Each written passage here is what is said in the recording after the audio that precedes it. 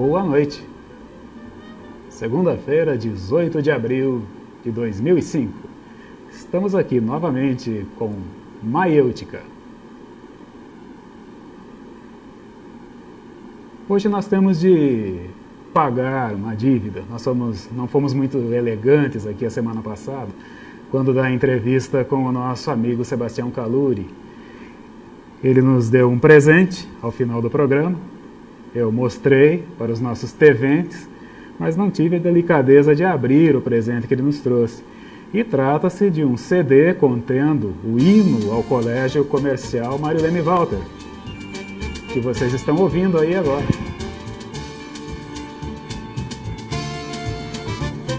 O hino ao Colégio Comercial Marilene Walter tem a letra. A letra é do próprio senhor Sebastião Caluri.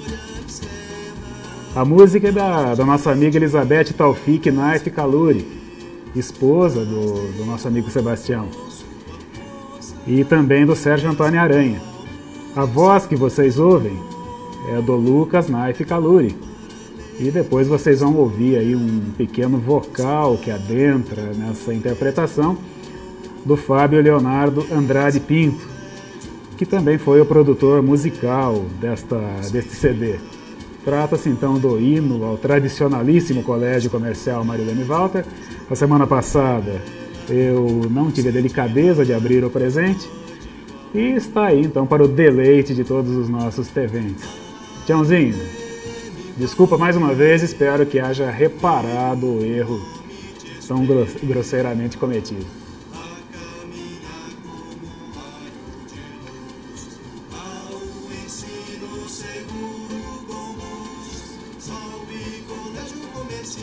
Eu não sabia que o Lucas cantava tão bem.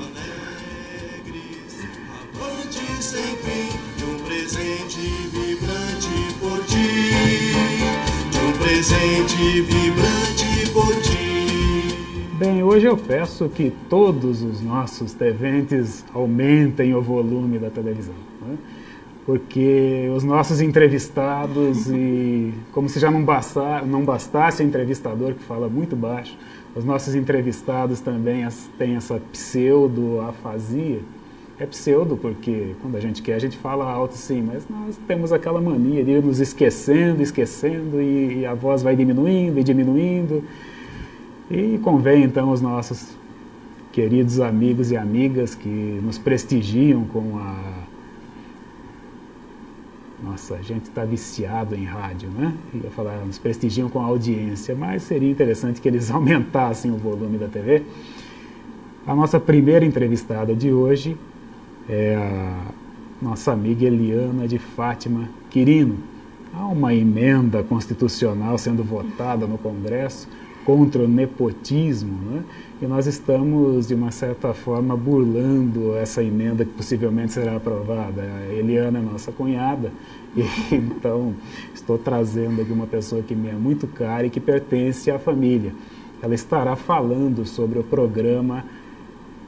Sobre o programa, Eliana? Escola da Família. Sobre o programa Escola da Família. São muitos os programas, né, que frutificaram junto à escola de uns tempos para cá. Eu, inclusive, participei de um deles, que são os Amigos da Escola. Então, nós até, de uma certa forma, nos acostumamos a falar programa Amigos da Escola, mas esse é o programa Escola da Família.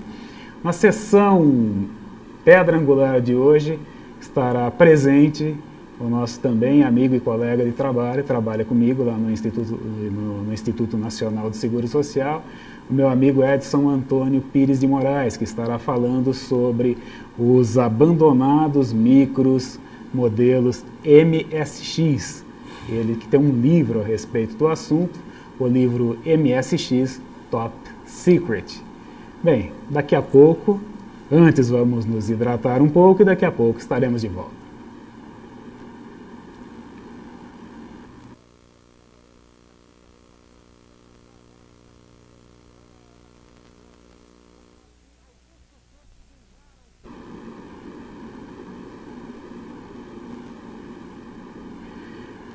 Bem, conforme prometido, estamos aqui, estamos de volta. A Eliana de Fátima Quirino É nossa conhecida de longa data. Eu me recordo em 87 de estar trabalhando lá no Instituto Nacional e a Eliana foi buscar uma certidão de tempo de contribuição. Antigamente era certidão de tempo de serviço. Eu sabia que ela participava do movimento de conscientização negra. À época era o Grupo de Consciência Negra, Grupo de Conscientização Negra de Leme, Grupo Conelê. E havia já observado a Eliana em algumas reuniões, às vezes atuando e atuando bastante naquele movimento. E para quebrar o gelo ali no atendimento na fila, perguntei qual que é o seu nome afro. E a Eliana me respondeu, Anailê.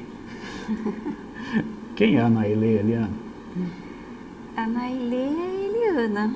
É o meu instinto de trabalhar sempre com a comunidade, com esse resgate cultural, de trazer a comunidade, de dar oportunidades. Então eu vejo nesse sentido. Você pegou toda aquela fase inicial do Grupo Conelê, não é?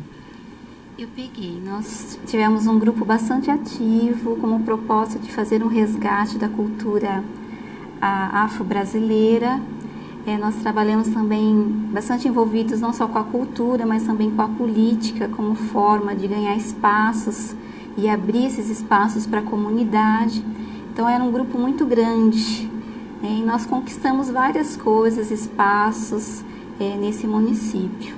De lá para cá, daquele tempo para cá, alguma coisa ficou, né? Ligado à atividade a sigla Grupo de Consciência Negra de Leme dava Grupo Conelê. Depois houve a entidade de conscientização afro-lemense, né? ECAL, com nosso amigo Joãozão, lá andou a testa um bom tempo.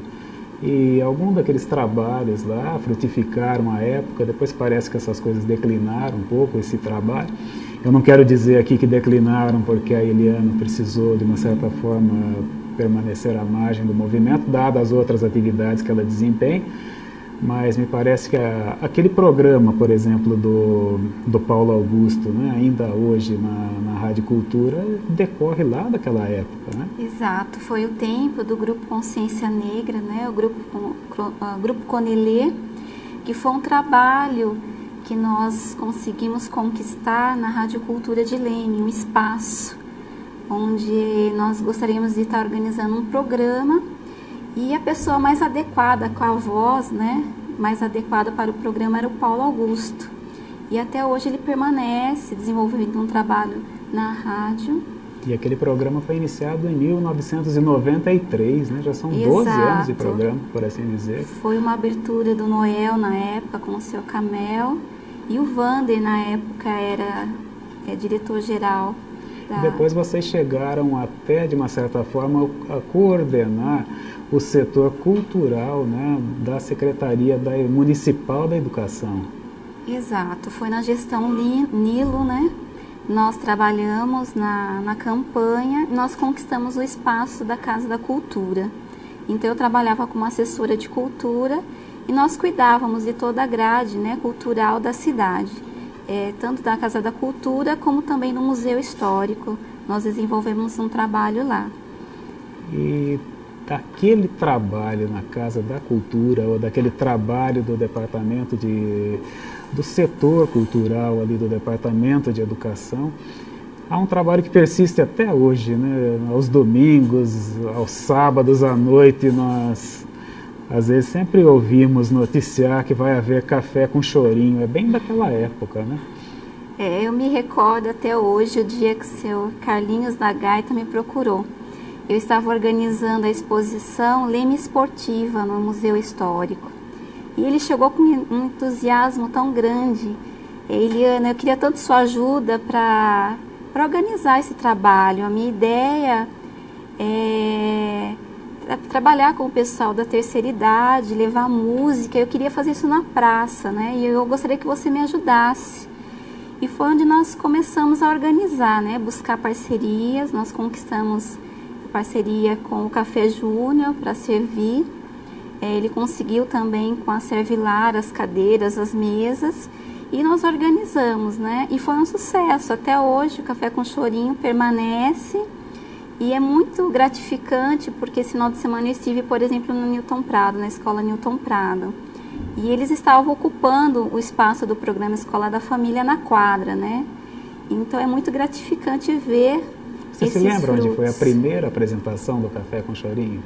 A primeira apresentação foi na praça principal da cidade, Foi né? na Praça Rui Barbosa mesmo. Isso, foi lá. Posteriormente, a praça ali de frente à escola Professora Maria Joaquina, ela foi adaptada, inclusive, para que fossem realizados Exatamente, ali, né? aquele palco foi pensando no trabalho do Café com Chorinho, toda aquela reorganização da praça e melhor atender o pessoal que participa desse trabalho.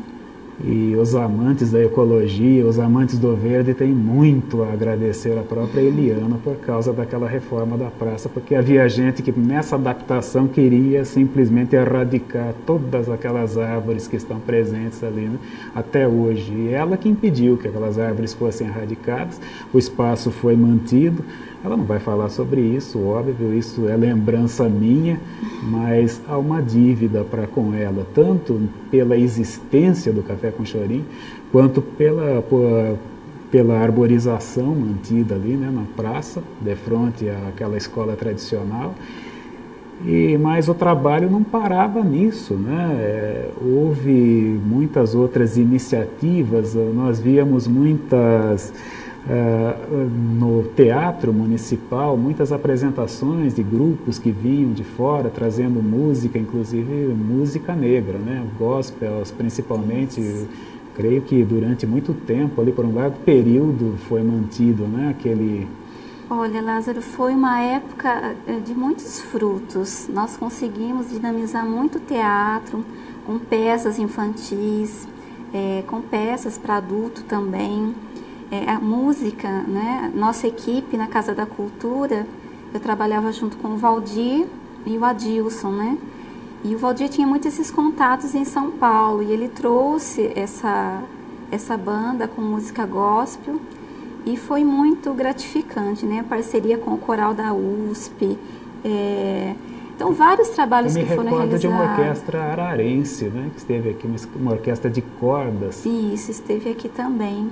O Max, da nossa banda municipal, também contribuiu muito para a parte cultural, era uma pessoa assim, excepcional, sempre estava pronto para nos atender. E teve um projeto com o Max, que era Música no Seu Bairro. O Max ia até o bairro, né, se apresentar. Então foi uma época de muitos frutos. E a pintura, como é que foi, hein? A pintura, como todo trabalho nosso, nós queríamos levar a cultura, a arte para a comunidade, para todos, aqueles que tinham condições, aqueles que não tinham. Então nós organizamos várias oficinas e uma delas foi de pintura óleo sobre tela, onde a Heloísa com a Regina organizou o curso. Vamos identificar aqui, Heloísa... Shimamura, né? Heloísa Shimamura. A Heloísa estudou comigo, inclusive, né? Não pintura, mas em tempo de primário, havia o primário, eu fui colega da Heloísa lá no Maria Joaquina, que a gente estava falando aqui há pouco, né? E a Regina...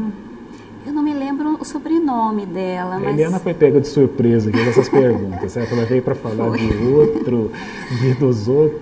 do programa Escola da Família, e eu enveredei por aí, porque eu acho que Lêmia tem uma dívida, assim, com a Eliana. E é a hora da gente colocar isso para que todos ouçam e vejam. E parece-me que da pintura que surgiram essas obras que nós temos aqui, né, em nosso cenário. Exato, porque eu não tenho habilidade para desenho, né? Eu não sei desenhar nem casinhas. E eu ficava encantada com o curso delas, porque muitas pessoas chegavam, olha, não tem habilidade nenhuma. E saía com umas pinturas maravilhosas. E as duas sempre me motivando. Eliana, você tem que estar fazendo. Aí um dia eu sentei com o pessoal e comecei a fazer. E diante dessa motivação que eu fui procurar ateliê e me dedicar mais, né?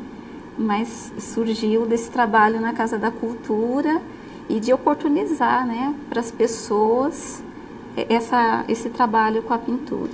Isso que você falou aí leva a um conceito importante, né?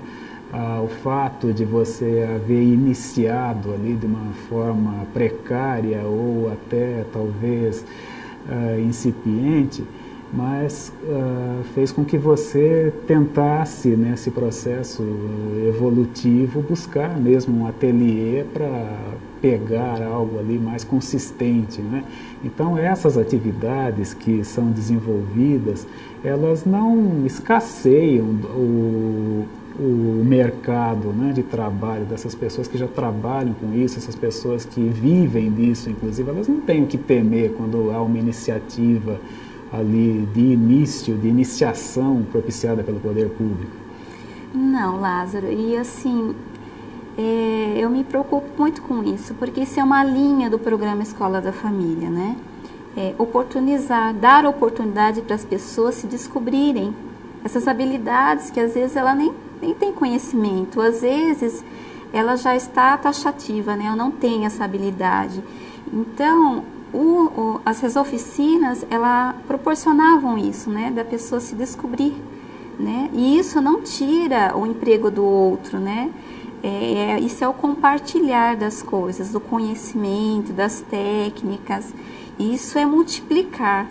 E a Regina com a Heloísa, elas tinham muito disso, né? Multiplicar o conhecimento da arte. Elas não temiam isso. Elas sabiam que aqueles que queriam se aprofundar iria procurar a escola, o ateliê. Eu não queria entrar nessa... Aliás, eu não vou ficar aqui polemizando, né? Não vou ficar aqui adentrando no campo político. E, infelizmente, aquele período em que a Eliana esteve à testa do Departamento Cultural da Secretaria da Educação foi o último dos grandes momentos em que se pode dizer que o poder público trabalhou efetivamente a cultura. Isso não é apenas opinião minha, é uma constatação da realidade. Os nossos TVentes devem estar lembrados daquele personagem na antiga Praça da Alegria, depois na Praça é Nossa, que era viciado em livros. Ele lia, o tempo todo acabava sempre brigando lá com o interlocutor, né? Lá na Praça da Alegria era com o Manuel da Nóbrega. Depois, quando a Globo fez lá uma imitação da Praça da Alegria, ele brigava com o Miele. Era o Walter Dávila, saudoso humorista, que inclusive tinha alguns parentes aqui em Leme. Ele, a irmã dele, Ema Dávila, me recordo dele trabalhando no filme O Ébre, do Vicente Celestino. Mas de certa feita ele apareceu com um livro e ficou lendo, e foi o Miele perguntou para ele: o senhor lê muito? Ele: eu leio, sim, leio 25 horas por dia. E ele respondeu: mas escuta, 25 horas por dia, seu dia só tem 24 horas? Ele: mas eu acordo 1 hora mais cedo. Então ele conseguiu criar um dia de 25 horas nessa história de acordar 1 hora mais cedo. Eu às vezes fico perguntando, é tanto trabalho que a Eliana desenvolve que dá essa impressão que o dia para ela tem 25 horas, né? Trabalha, eu sou testemunha disso. E agora, ela veio aqui porque ela tem um interesse mesmo em trazer aos nossos TVentes esse trabalho, Escola da Família. O que você pode dizer, Eliana, sobre esse trabalho? Desde quando que esse programa está sendo implantado? Ele é uma iniciativa de quem, propriamente dito? Bom, o programa Escola da Família nasceu em agosto de 2003. É uma iniciativa do governo do estado. E o programa Escola da Família tem como proposta a abertura de 5.306 escolas estaduais da rede pública. Quantas? Aos finais de semana. 5.306. Da rede pública estadual. Isso. Tá? E essa abertura aos finais de semana. Ele está espalhado por todo o estado. Todo o estado de São Paulo. Como forma de atrair os jovens, a família, envolvê-los em atividades de forma a desenvolver a prática da cidadania, né? É uma iniciativa que tem como parceria a coordenação técnica da Unesco. E a Unesco tem como princípio trabalhar a cultura da paz. A gente entende a cultura da paz como o trabalho com a diversidade, né? A diversidade convivendo no mesmo espaço. Como disse anteriormente, eu estive esse final de semana na Escola Newton Prado. Então era possível ver um jovem de 17 anos no ensino médio, ensinando as mulheres, né, numa faixa de 30, 40, 50 anos, a fazer trufas. Nós estamos lá com ao as mesmo imagens, tempo, né? o café com chorinho na quadra, o jovem jogando ping-pong. Então é a diversidade convivendo harmonicamente no mesmo espaço. Essa é a cultura da paz que se procura dentro do programa Escola da Família. E já tinha assim uma estrutura, né, para a abertura da escola,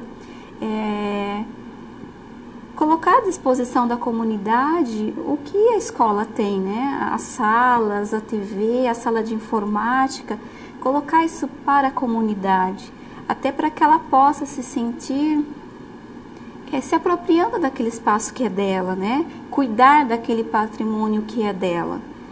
Então, esse é o objetivo do programa, né? Essa integração, ela é efetiva, ela tem ocorrido, o trabalho tem frutificado. Exato. É um programa novo, né? E tudo que é novo leva um tempo para as pessoas se apropriarem. Mas eu trouxe algumas amostras aí. Nós estamos vendo lá. Onde que aconteceu essa... Essa escola Washington, né?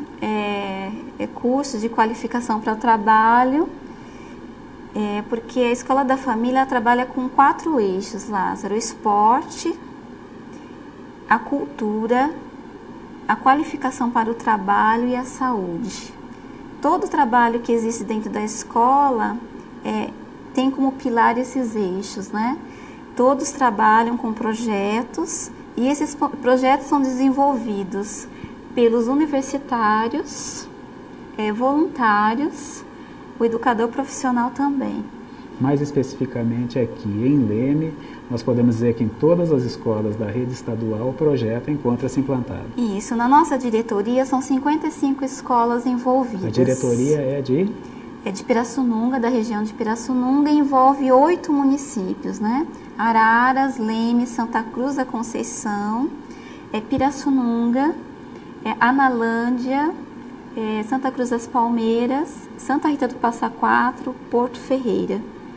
Todas essas imagens mostram um pouquinho do trabalho desenvolvido nessas regiões.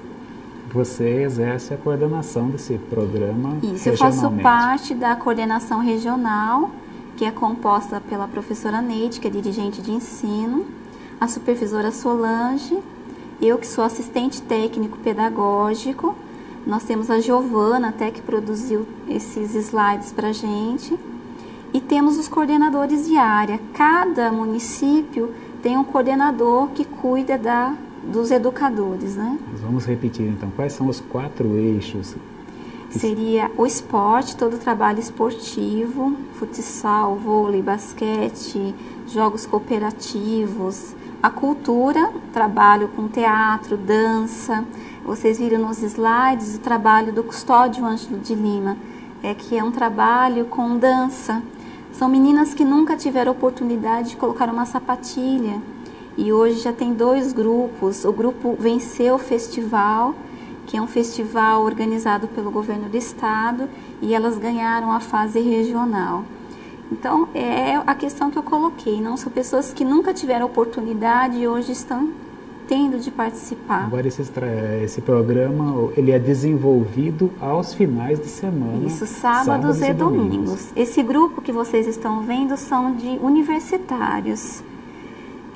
Eles são capacitados também para que adquiram habilidades para que possam multiplicar esse conhecimento com a comunidade. Perguntando assim mais diretamente, numa determinada escola, lá de uma determinada região, como é que se sente a necessidade, tanto da escola quanto da região, para que um programa seja desenvolvido, um desses eixos seja desenvolvido ali? Bom, logo no início do ano é efetuado um diagnóstico com a comunidade. Então, toda essa grade de atividades, ela é organizada de acordo com o desejo da comunidade. Que atividades eu quero que tenha dentro da escola? É efetuada uma pesquisa de campo. Exatamente. Então. E quem realiza isso são os educadores profissionais junto com os universitários. Existem grandes parceiros nesse programa, Lázaro. Além da Unesco, nós temos o Instituto Ayrton Senna, que desenvolve um trabalho com os jovens, né? Ele nos dá suporte de uma metodologia em como trabalhar com esse jovem, né? O principal eixo é o protagonismo juvenil. Nós temos os voluntários, que é um dos pilares que mantém esse programa. São pessoas que vão lá com as suas habilidades e mostram o seu trabalho, multiplicam os seus conhecimentos, é uma troca. Hoje, na nossa diretoria de ensino, nós temos 478 voluntários trabalhando na nossa região. Temos uma parceria muito grande com as faculdades, essas instituições. As faculdades que têm interesse, ela mantém uma parceria com a Secretaria do Estado. E o universitário, ele ganha uma bolsa de 100% para poder 100%? Atuar 100%, para atuar nos finais de semana da escola. É muito interessante, então, né? Sim. A condição básica é que esse universitário tenha feito o ensino médio, os 3 anos de ensino médio, na rede pública de ensino, né, do Estado. Agora, ele tem havido assim uma integração mesmo com as faculdades, com as universidades aqui na nossa região? Todas estão integradas? Olha, a maioria está integrada. A maioria, ela disponibiliza bolsas para que o estudante tenha a oportunidade de fazer uma graduação. Eu falei aqui, a Eliana parece que... Mas é um problema, né? A gente não... Eu não quero ficar colocando os outros em fria aqui, não é nossa intenção.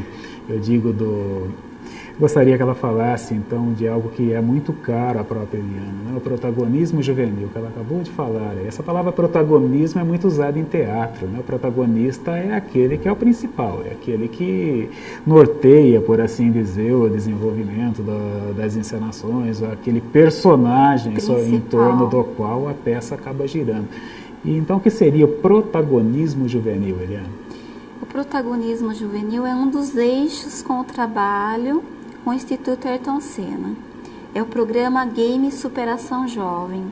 Ele tem como proposta estimular os jovens a trabalhar situações de enfrentamento a problemas que a comunidade está enfrentando, a escola está enfrentando. Então, ele visualiza um problema na sua comunidade. Então, um grupo de jovens se organiza para desencadear ações para melhorar aquele bairro. Com isso, ele está desenvolvendo competências pessoais de tomadas de decisões, de solidariedade, competências para que ele possa ser inserido no mundo do trabalho.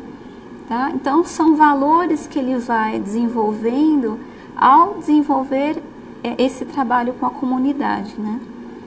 Agora, nós falamos aqui agora há pouco, né, daquela atividade incipiente, inicial, responsável, sim, né, como aconteceu lá no tempo do Departamento de Cultura, que você foi desenvolvendo a pintura e procurou depois intensificar o seu conhecimento já num ateliê, para depois fazer surgir essas telas maravilhosas aqui que estão enriquecendo o nosso cenário. Agora, no programa Escola da Família, às vezes acaba surgindo algum conflito também, né, entre... Às vezes a prática de um determinado esporte ali pode ferir suscetibilidades, alguns acharem que está adentrando no mercado. Tem acontecido isso? Olha, muito pouco, Lázaro. Quando o programa surgiu, teve uma expectativa muito grande de abrir a porta das escolas, porque a escola, por muito tempo, ela ficou fechada, isolada, e hoje ela está aberta para a comunidade se apropriar desse espaço. Então é muito pouco os incidentes que aconteceram, mas às vezes a gente se depara com pessoas que acham que está roubando o público dele, né? E não está, de repente nós estamos motivando para que ele vá buscar um conhecimento mais profundo, mais específico daquela área, daquela atividade, né? muito pouco, mas às vezes nos deparamos com essas pessoas. Os efeitos colaterais assim do programa Escola da Família, benéficos, por assim dizer, né? Há uma estatística que haja melhorado os índices ali em relação à depredação escolar, que era muito grande, né? Sim, até existe, eu trouxe também uns dados, né, dessa estatística, que houve uma diminuição expressiva dessa depredação do patrimônio, da conduta disciplinar desse aluno com a escola, porque antes o que acontecia? Às vezes os alunos queriam jogar um futebol na escola e não podia porque ela estava trancada, pulava-se muro, estragava-se muro, então hoje não, o espaço está aberto, e as escolas, elas digitam, né, um questionário frequentemente, indicando se houve algum incidente ou não dentro da escola. E houve uma diminuição muito expressiva em relação à conduta disciplinar, de delitos com a escola. Então, houve uma expressão significativa em relação a isso. Um ponto que é nevrálgico no desenvolvimento da sociedade, a tão falada, por assim dizer, exclusão, né? A tão falada luta de classes, vamos aqui usar até uma terminologia marxista. Porque no meu tempo de escola, né, eu convivia com pessoas de todas as classes, nós estávamos todos integrados numa mesma escola. Depois o ensino começou a particularizar, começou a haver uma certa exclusão, né? Os que tinham mais recursos foram indo para as escolas particulares, a escola pública, queiramos ou não, acabou sendo um pouco abandonada, ela acabou de uma certa forma não merecendo os cuidados que ela merecia. Esse programa parece que está sendo desenvolvido e parece que ele está tendo como efeito, talvez até colateral, né, a solução disso, né, desse abandono que a escola acabou relegada ali. Ele chama todos os segmentos, Lázaro, para participar, ou seja, os jovens, as famílias, parceiros, né? As parcerias também é um grande pilar do nosso programa. Então, por exemplo, nós estamos desencadeando uma parceria agora com a SAICIL, e levar palestra para as escolas da conscientização do gasto de água. Então, todo o nosso trabalho tem um fundo educativo, né? A gente procura entrelaçar o nosso trabalho com a proposta pedagógica da escola, ou seja, ele está todo contextualizado, né? Costurado, e todos podem participar, não só aquelas pessoas que não têm oportunidade, como aquelas que também têm, os espaços de convivências diferentes, né? Quem quiser participar, Eliana, como é que faz? Olha, quem quiser participar como voluntário, como uma pessoa que também somente está com curiosidade de conhecer, é só procurar uma escola mais próxima da tua casa, que vai conhecer a grade de atividades, o funcionamento. Universitários que estão interessados em buscar bolsa, né, para estudos, devem acessar o site do Programa Escola da Família, que é o www.escoladafamilia.sp.gov.br. Vamos repetir isso. www.escoladafamilia.sp.gov.br. A partir daí, então, já pode ter algum subsídio. Nesse site tem todo o regulamento do programa, tá? Que pode estar verificando. Se tiver dúvidas, pode entrar em contato conosco na diretoria de ensino, que o telefone é 3561-3799, o ramal é 209. Vamos repetir então, o site estava ali agora, escoladafamilia.sp.gov.br. O telefone qual é? 3561-3799, ramal 209. Bem, Eliana, eu acho que nós não conseguimos esgotar o assunto é muito amplo, é muito vasto. Extenso. Nós podemos voltar aqui numa outra oportunidade a tratar desse tema, prometo menos surpresas quando do desenvolvimento dessa sua nova participação. Fica aí então o espaço para você dar o seu até breve. Bom, eu agradeço a oportunidade Espero trazer minha família mais vezes para cá e mostrar o quanto é grandioso esse trabalho para a comunidade, para a sociedade, como forma assim de conviver pacificamente, essa tão esperada cidadania e paz que a gente almeja. Nós conversamos então com a Eliana de Fátima Quirino, que é a coordenadora regional, pelo menos do programa Escola da Família, da Diretoria de Ensino de Pirassununga. Eliana, felicidade no seu trabalho. Obrigada. Vamos nos hidratar um pouco e a gente já retorna. Meu Deus, estou tremendo.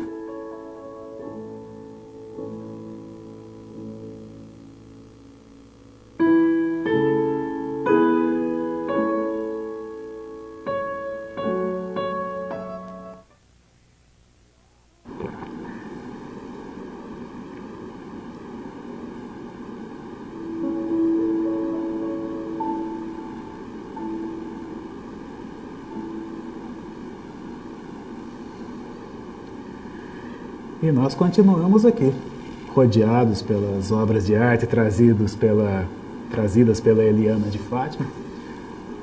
Nós esquecemos, né, de dizer que estamos aqui sob o patrocínio do Restaurante Piazza. Restaurante Piazza, almoço de segunda a domingo. Jantar de segunda a sexta-feira, lá na Avenida 29 de Agosto, 603. Telefone 3554-8850. Eu não gostaria de deixar no ar aqui, ou em suspenso, naquele momento em que eu perguntei à minha cunhada acerca da participação das universidades, das faculdades no programa Escola da Família. É preciso sim que se intensifique essa participação, pois é interessante para todos, tanto para as faculdades quanto para os programas, para as escolas e principalmente para as famílias. Nós vamos tratar dessa questão mais a miúde com o tempo. Os índices são muito bons, os índices de melhorias do desenvolvimento social onde o programa foi implantado, e as escolas, principalmente as universidades, as faculdades, né, o ensino superior não pode ficar afastada de um programa dessa envergadura. Óbvio que ela não iria aqui dizer que a participação não tem sido a esperada. Esperamos que ela venha a sê-lo. Edson Antônio Pires de Moraes, nosso colega de trabalho de longa data, é o intimado de hoje da sessão Pedra Angular.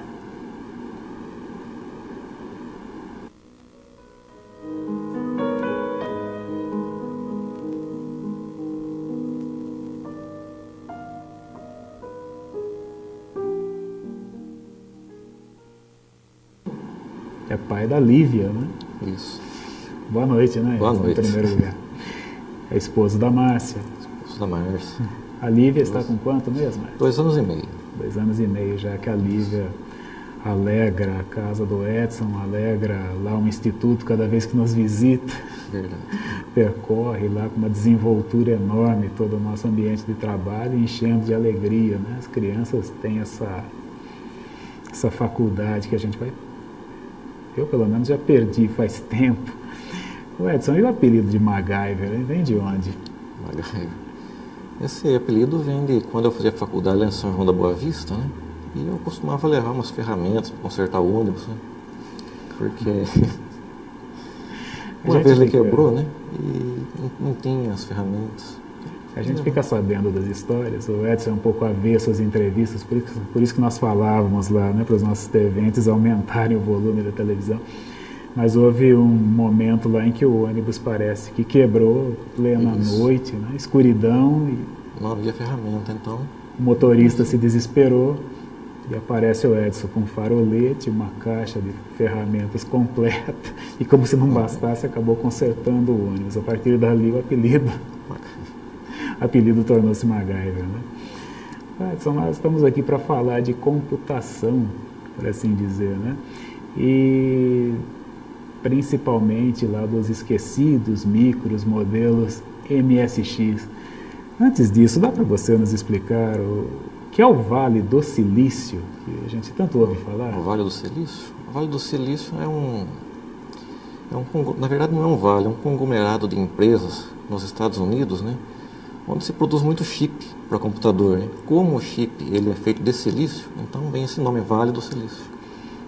Esse conglomerado de empresas, então, que exploram o silício. Há um filme, inclusive, né, a respeito, Os Piratas. Isso, Os Piratas de Silicon Valley.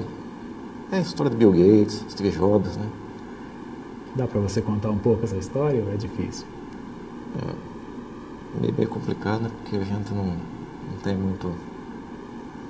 Bem, essa história a gente fica devendo, então, para os nossos TVentes. Agora, dá para você explicar o que em informática significa a sigla MSX, que é o objeto aqui da nossa entrevista de hoje?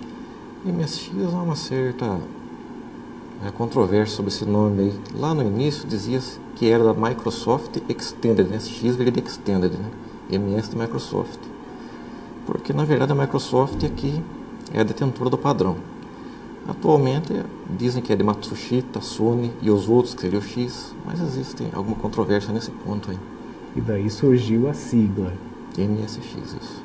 E ela se tornou a sigla de uns micros que estavam sendo produzidos. Isso, eles foram produzidos no Japão, o lançamento foi no Japão. E, na verdade, é um padrão, não é bem micro, né? E ele surgiu no Japão em 83. Como é esse nome? 1983. 83. E eles são contemporâneos dos PCs? Na verdade, o PC surgiu em 81. Aí nós vamos explicar o que são os PCs, né? O PC? O PC, na verdade, significa computador pessoal, o Personal Computer, né? E esses que nós temos agora são os fabricados pela IBM. E são computadores pessoais para uso em casa. A IBM que detém a patente dos PCs? Isso. Na verdade é aberto, né? Qualquer fabricante pode fabricar o PC. Mas inicialmente que essa foi a falha comercial industrial da IBM. Não, na verdade foi o trunfo, né? Porque ao abrir, né, permitiu-se, né, que o PC da IBM dominasse o mercado como é hoje. Agora, esses personal computers, eles passaram a ser produzidos em 1981. Isso, esse é da IBM. E os modelos MSX passaram a ser produzidos em 1983. Um pouco depois. E em que eles diferiam dos PCs? Eles tinham uma flexibilidade muito maior. Eles já foram terminados assim para serem compatíveis um com o outro, né? Então, conforme fosse lançado o modelo posterior, eles seriam compatíveis. Além do que, ele é totalmente plug and play, que seria uma tecnologia que diz que é atual, mas o MSX já nasceu plug and play, é só ligar e usar mesmo. Plug and play, o que significa isso? Ligue e use. Ligue e use. Isso. E aí eles vingaram, né, de uma certa forma. Vingaram bastante na época deles, de 83 até mais ou menos 1990, foram vendidos muitos, né? Aqui no Brasil, cerca de 400 mil máquinas. E no Japão, algo em torno de 4 milhões, que é onde ele foi lançado. Aí eles deixaram de ser produzidos. Há uma razão específica para... Eu acredito que a razão seja comercial mesmo, né? O PC acabou dominando o mercado, né? Não havia como competir. E por questões comerciais, eles deixaram de ser fabricados. Agora, fazendo um trabalho aqui de prospecção histórica, né, de como seriam as coisas se elas não tivessem sido do jeito que foram. Se os MSX tivessem passado pelo processo se tivesse havido a continuidade, como que você acha que seria hoje? Em que hoje as coisas seriam diferentes e como elas são? É difícil dizer. Mas eu acredito que as atualizações de hardware, né, ou da máquina em si, seriam menos constantes. Porque atualmente, cada 6 meses a 1 ano, você tem que trocar a máquina se quiser se manter atualizado. No caso do MSX, isso seria menos frequente, a cada 3 ou 4 anos, para se manter bem atualizado. Há muitas reclamações, né, que nós dormimos assim, no auge da tecnologia, no top, né, e acabamos acordando na Idade da Pedra. Isso é bem verdade, é por causa da evolução muito constante aí, né? Mas há um motivo comercial por trás disso tudo também. Né? Você não acha que em relação aos PCs, ou mesmo falando dos micros de uma maneira geral, né, não há um exagero na determinação do uso? Parece que nós somos obrigados mesmo a nos atualizarmos, né? E muitos trabalhos eu acho que podem até mesmo ser realizados sem o micros, mas nós acabamos nos viciando, né? Isso é verdade, é apelo comercial. Na verdade, os programas, o software, né, eles estão cada vez mais pesados. Então, ele exige mais potência do computador. É potência e memória, né? E por isso a gente é obrigado a atualizar. Às vezes o programa faz praticamente a mesma coisa, só que ele é mais pesado para rodar. Ele fica mais lento. Aí a gente tem que atualizar a máquina para poder rodar o programa, né? Tipo Word, assim, por exemplo.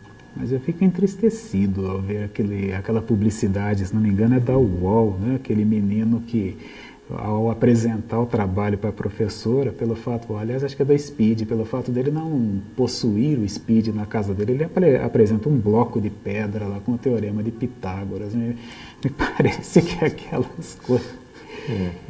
Ali é um certo exagero, né? E muitos costumes, me parece, também acabam... essas coisas acabam... tidas, né, como surgidas do uso do micro. Navegar, por exemplo, as pessoas ficam lá às vezes horas e horas, né, percorrendo os sites da internet. Até aí tudo bem, então fala, olha, o micro trouxe essa novidade, a pessoa fica navegando de um lado para o outro. As pessoas que estudavam efetivamente, quando elas pegavam um livro na mão, que um livro remetia a um outro livro, que remetia a um outro artigo, que remetia a um outro artigo, que voltava para um outro livro, às vezes a pessoa até se perdia naquele trabalho de pesquisa que ela fazia.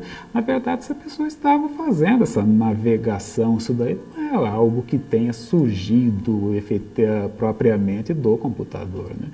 Às vezes há pessoas que são acusadas de gostar tanto de ler, como nós falávamos do viciado em leitura agora, que lê em dicionário. Não significa que a pessoa esteja pegando e fazendo uma leitura contínua do dicionário. É uma palavra que acaba remetendo a outra e ela vai ali, né, entretecendo de uma certa forma uma teia de conhecimento, mas isso não é originário do uso dos micros. Bem, eu estou divagando aqui um pouco e o Edson tem um trabalho muito sério ligado aos micros MSX. Ele leva muito a sério esse modelo de micro, né? Tanto que você mantém em sua casa em funcionamento. Exatamente, eu mantenho. Na verdade, eu tenho dois, né? O primeiro que eu comprei, mas o mais atual um pouco, né? Foi lançado em 91, se é que pode chamar de atual, mas eu mantenho os dois. E ele escreveu um livro acerca do tema, né? Esse livro está aqui em minhas mãos, MSX Top Secret. Por que esse nome, Top Secret? Na verdade, esse nome veio do primeiro volume, porque esse é o segundo volume que eu fiz, né?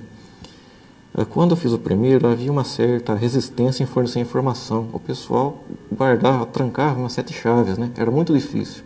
Então eu falei, nossa, é ultra confidencial, né? Aí o nome, Top Secret, foi muito difícil de obter. E me parece que esse livro é único. É único. Não, tem vários, né?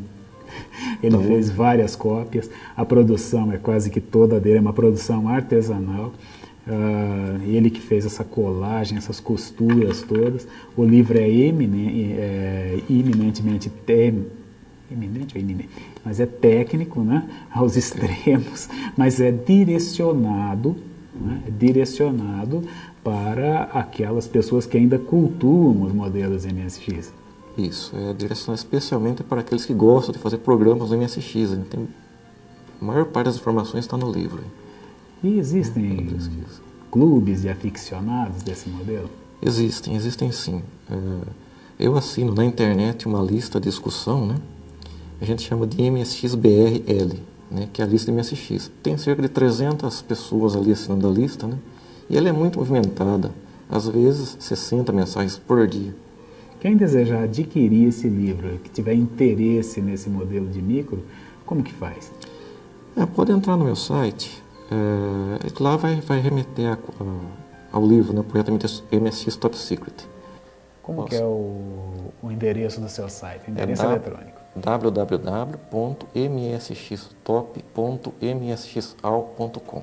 Vamos repetir aí, que essa ficou difícil para gerar os caracteres. .msxtop www.msxtop.msxall.com. Né? Esse site é mantido, é você mesmo que faz a manutenção dele. Isso, né? eu que mantenho. A manutenção, a atualização. E para se comunicar por e-mail com você? Por e-mail, meu e-mail é eapmorais@ig.com.br. Agora, Edson, uma pergunta que talvez você não estivesse muito à espera dela. Quem são os Fudebas? Não, os Fudebas, na verdade, esse termo nasceu dos encontros de MSX, o primeiro foi em 96, não é? E esse termo surgiu lá de uma pessoa que começou a falar esse termo aí. Na verdade, eu não sei exatamente a origem do termo, mas ele é aplicado a todo mundo que gosta de MSX. Quando você entra na lista de discussão essa da internet, eles vão te chamar de Fudeba mesmo, né? E o Fudeba é aquele sujeito determinado, que está ali, faz, né? Até conseguir o que quer. Né? Mas me parece que ele está vinculado àquela pessoa que quando está na iminência, agora sim usei o termo correto, né? Na iminência de chegar onde ele deseja, parece que acontece algo que reverte todo o processo. Também, né? O Fudeba é aquele que ele não desiste, né? Então ele está lá quase conseguindo. Aí ele volta... aquilo tudo desmorona, ele cai, né? E aí ele recomeça. E você acredita que esse modelo de micro que foi abandonado, e nós podemos até deixar aqui bem certificado que o abandono decorreu de problemas mesmo, né, comerciais, que ele não era tão lucrativo por não exigir tantas atualizações. Você acredita que isso possa retornar um dia, que esse modelo possa voltar a ser adotado? Assim, amplamente, assim, eu acredito que não, né? Mas ele é cultuado por muitas pessoas ao redor do mundo. Existe, inclusive no Japão, o lançamento de um chip chamado MSX One, né?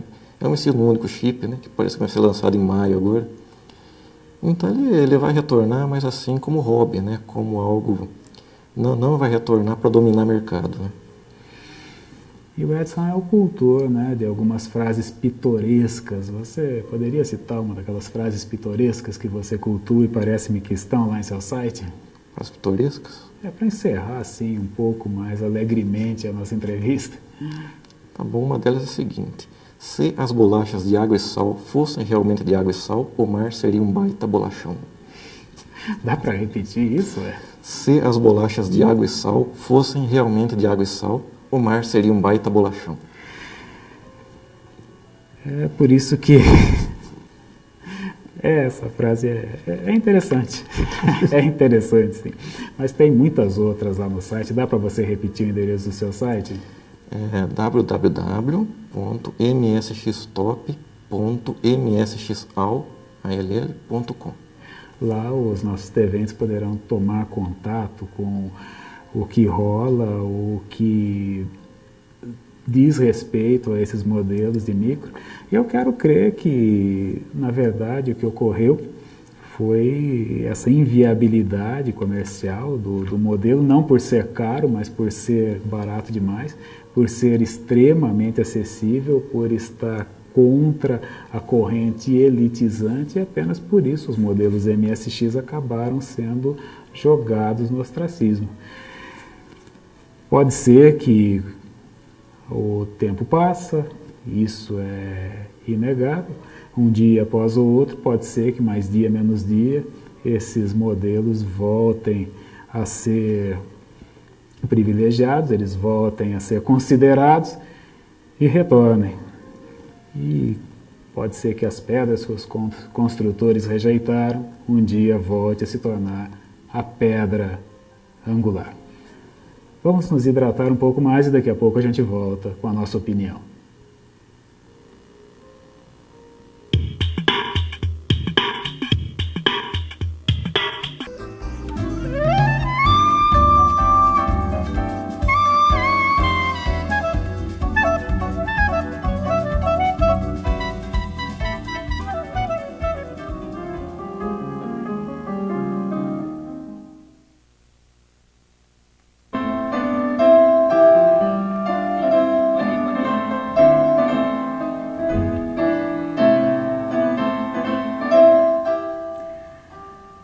Quando nos chamam de poetas, fazem-no pejorativamente, como se a poesia fosse algo completamente desvinculado da realidade. Nós temos mesmo é de acreditar na poesia, cada vez mais. Senão a realidade sempre será apenas a realidade. É hora da nossa opinião.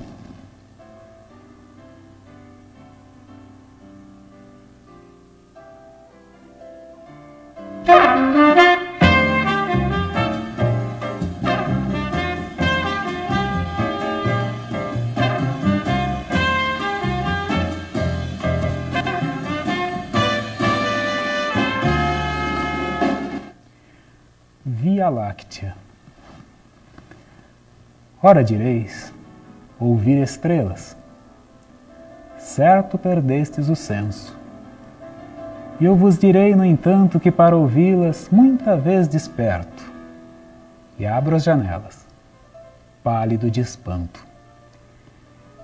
E conversamos toda a noite, enquanto a Via Láctea, como um pálio aberto, cintila, e ao vir do sol saudoso e em pranto, ainda as procuro pelo céu deserto. Direi agora, translocado amigo, que conversas com ela, que sentido tem o que dizem quando estão contigo, e eu vos direi, amai para entendê-las, pois só quem ama pode ter ouvidos capaz de ouvir e de entender estrelas. A todas e a todos, boa noite e até a próxima segunda-feira com mais um Maiêutica.